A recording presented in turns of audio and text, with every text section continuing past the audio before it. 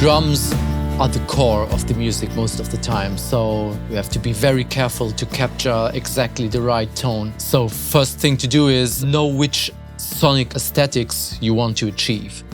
The instrument is the most important part, more important than microphones, preamps and anything. So you need to choose the right instrument, the right tuning, the right batter heads. Make sure that the drummer plays the right way, that he's hitting the right velocity, not too hard, not too soft.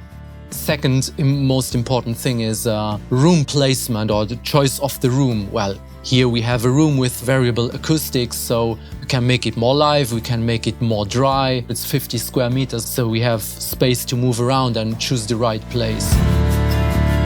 You will have to make a selection about microphoning. So I usually start with overheads. So this is giving you the big picture of the drums. Do I take ribbon microphones, for example, to get a darker sound for something more vintage sounding? Do I take pencil condensers to give it a little bit more brightness and a cleaner sound? Then it's when you have chosen the color of the microphones, you choose the placement. Do I make like a spaced pair? Do I make an XY something? It just depends on the picture that you want. Do you want a wide sound, a narrow sound, more mono, more stereo? Which room microphones with which tom microphones, which this and that. Really depends on what tone you are going for. I don't like to place 10,000 microphones and then fix it in the mix and see later, but choose something, know what you're doing and commit to it.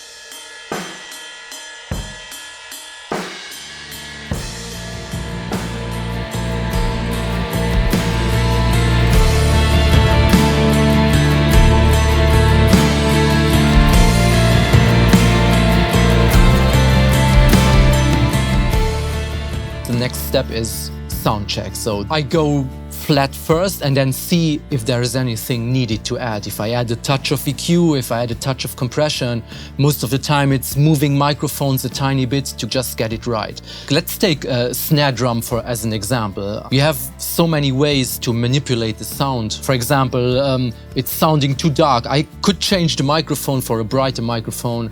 I could change the angle of the microphone. Maybe retune it, maybe ask the drummer to hit in a different way.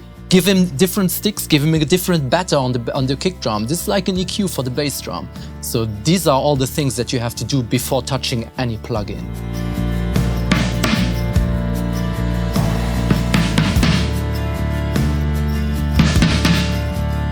So I don't use a ton of processing going into the system. I have my go-to preamps that I like for certain instruments. I have an array of mostly vintage broadcast EQs and preamps that I like to use for tracking. The character has to be right. If it needs a little bit more brightness or a little bit more blue or red, it doesn't really matter. The character has to be right. This is what we're doing during sound check.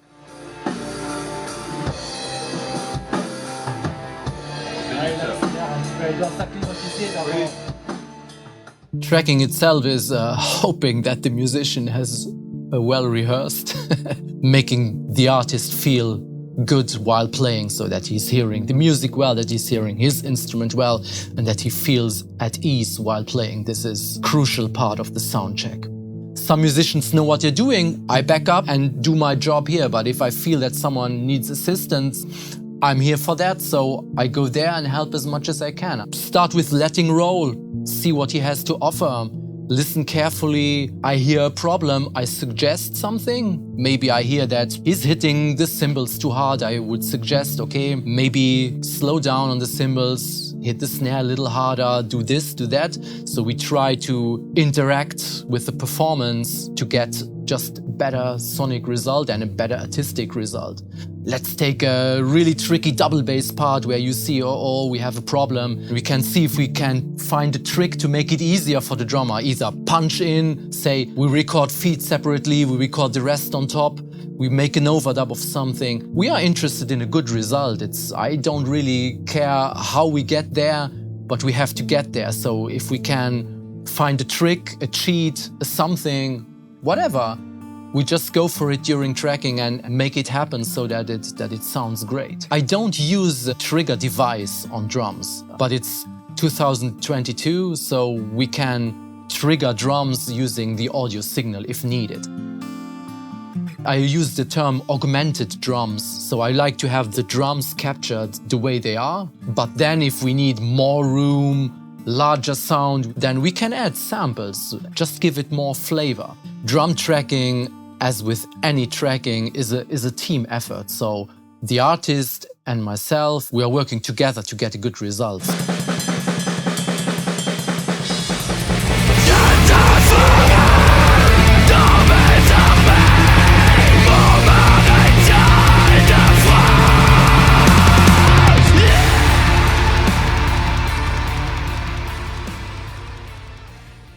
Thanks for watching, I hope you enjoyed the video. If you want to see more, then subscribe to the channel, and if you need help with your production, check out the link to Tidalwave Studio in the description below. See you!